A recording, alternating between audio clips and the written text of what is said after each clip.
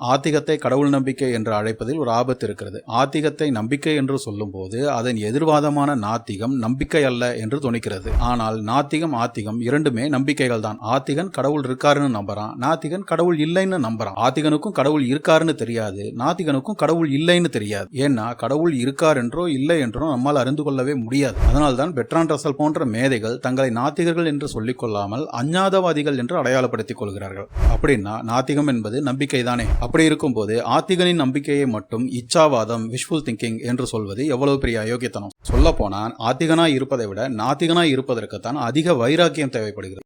எப்படின்னா, என்னதான் நம்ம சிலர் கடவுள் இல்லைன்னு நினைச்சுக்கிட்டாலும் நாம எல்லோரும் கடவுள் இருக்கிறார் என்பது போலதான் வாழ்றோம். ஏன்னா கடவுள் இல்லாத உலகத்துல அன்பு, துரோகம், நியாயம், அநியாயம், உண்மை, பொய் போன்ற விஷயங்களுக்கெல்லாம் ஏதாவது அர்த்தம் இருக்கா? அப்படி இருக்கும்போது நாம் வாழ்வதற்கு எதிராக நம்புவது கடினமா, இல்லை நாம் வாழ்வதற்கு நேராக நம்புவது கடினமா?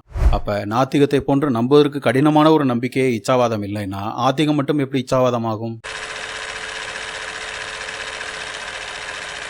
ஆத்திகம் ஆக்கிரமித்திருந்த இடங்களை எல்லாம் அறிவியல் பிடித்து விட்டது. ஆத்திகம் பின்வாங்கி கொண்டே போகிறது. அறிவியல் இன்னும் முன்னேற்றம் அடையும் போது ஆத்திகமே இருக்காது என்று நாத்திகர்களில் சில பாமரர்கள் நம்புறாங்க. ஆனா புது பொண்டாட்டிய பார்த்த குஷியில அவ செய்வதையெல்லாம் அதிசயம் என்று பேசும் மகனை பார்த்து, ஏண்டா இவ்வளவு நாளா நானும் இதைத்தாண்டா செஞ்சேன் என்று அம்மாக்களுக்கு வரும் அதே கடுப்பு தான் அறிவியலோடு ஹனிமூன் பருவத்தில் இருக்கும் நாத்திகர்கள் உளறுவதை பார்த்து எனக்கும் வருது. கடல் நீர் தான் ஆவியாகி மேகமாகி மழையா பொழியுதுங்கிறது நவீன அறிவியலின் கண்டுபிடிப்பு இல்ல. 3000 வருடங்களாகவே மனிதர்களுக்கு இது சாதாரணமான செய்தியா தான் இருந்திருக்கு. ஆனா மேகம் இல்லாம மழை பெய்யாதுன்னு 3000 வருடங்களா மனிதர்களுக்கு தெரிந்திருந்தாலும் மழை பெய்யணும்னு மனுஷன் இன்னைய வரைக்கும் கடவுளை வேண்டிக்கதான் செய்யறான்.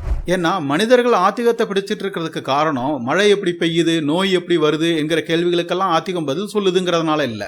எது எப்படி இருந்தாலும் அந்த மேகத்தையே திரளச் செய்யும், நோயையே தணிக்க செய்யும் அதிகாரமும் சக்தியும் கடவுளுக்கு இருக்கிறது என்கிற கோட்பாடு தான் மனிதர்கள் ஆத்திகத்தை பிடிச்சிட்டு இருக்கிறதுக்கு காரணம். என்னைக்காவது இயற்கை விதிகளை இப்படி கட்டுப்படுத்துற சக்தி கடவுளுக்கு இல்லைன்னு அறிவியலால ஒருவேளை நிரூபிக்க முடிஞ்சா அன்னைக்கு சொல்லலாம் ஆத்திகம் பின்வாங்குதுன்னு.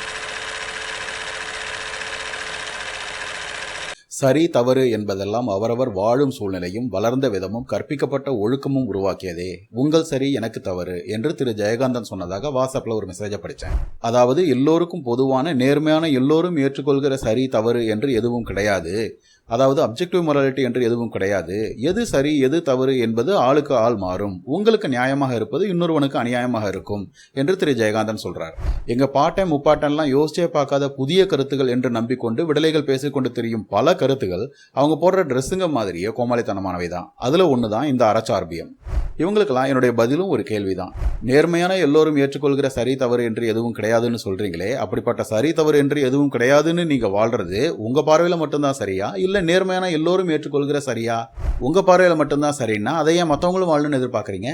இல்ல அப்படி நீங்க வாழ்றதை நேர்மையான எல்லோரும் சரின்னு தான் ஏத்துக்குவாங்கன்னா அப்படிப்பட்ட சரி தவறு என்றே எதுவும் கிடையாதுன்னு இப்பதானே சொன்னீங்க.